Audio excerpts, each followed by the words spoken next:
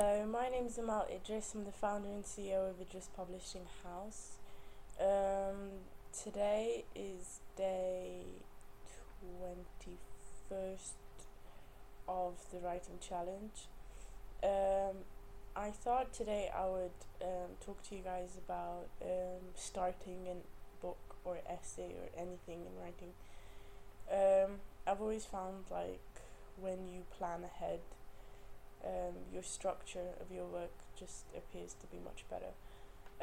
First, I would definitely recommend writing a research proposal, like how you plan to do your research and whether you want to do your research objectively or subjectively.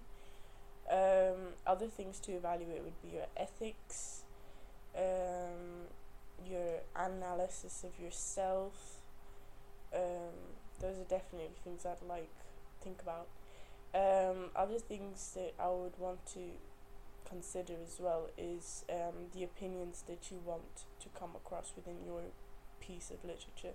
So for me, it's anarchism, existentialism, and Marxism.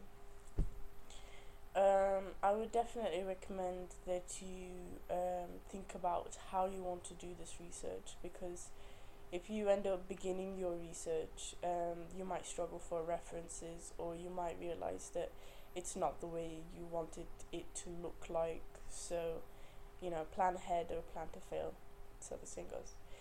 The second one I would definitely recommend is that you think about the authors that influence you. Like, for example, for me, it's definitely Marx, Nietzsche, over there. Schopenhauer. Behind me, I think it's Jean-Paul Sartre. So I would definitely recommend thinking about that. Steve Tombs on my shoulder here. Then you have Gramsci as well. Then you have quite a few other authors. Noam Chomsky, Foucault, Michel Foucault. So I definitely think about who influences you, who inspires you to write what you're writing. I find that once you do get that research and go perhaps more into depth about what you want to speak about, you find that your piece of literature is actually a lot more better, a lot more outstanding, and you feel like you did the topic you want to talk about, regardless of what it is, justice. That's for non-fiction. For fiction, I guess the implications are quite similar in some sense, because you're not thinking about your ethics and methodology, but you do want to work out how you want, who you're writing for, what you want them to know, what you want to inform them, or the way you want to entertain them, perhaps. You will want to find who inspires you, who inspired you to write what you're writing. If it's sci-fi, if it's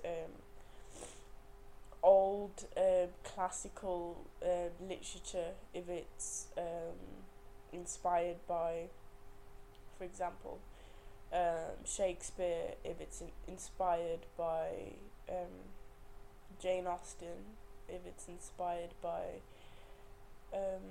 just lots of writers, but it depends on what you're trying to say. So that's why it's really important to have a research proposal, because you realize the message that you want to come across within your text.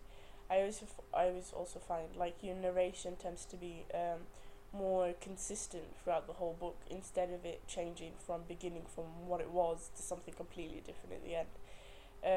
So, because when a writer writes a book and a reader reads it, a writer may not notice that as much because they wrote it, but when someone else reads your work, it may sound like it started one way and it's completely something else halfway through, and that may result in you losing your readers. Because you need to come across as, yes, I am what it says on the cover, I am me, and this is what I want to say, and this is what will happen. Shakespeare, for example, gave away all his plots, the majority of his plots. Like, for example, in Romeo and Juliet, he gave away his plot in the beginning. In Tempest, that was very consistent from beginning to end. Like, you could actually tell that the fates were going to get him in trouble, that he was going to die in some way, or someone he loved was going to die.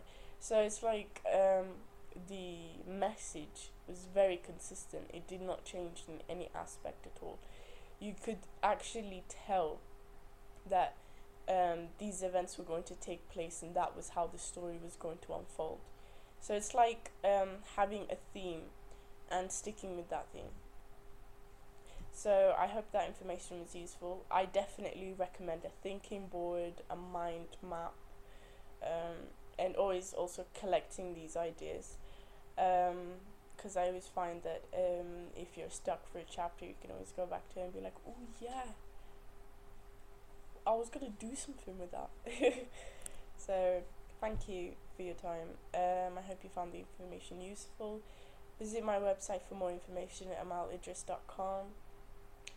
And please make a donation to Borom's Orphans at www.idrisspublishing.com. Please make a donation. All your donations go straight to Borom's Orphans in order to pay for basic necessities. So thank you for your time, and happy writings. Idriss Publishing House, invest to inspire.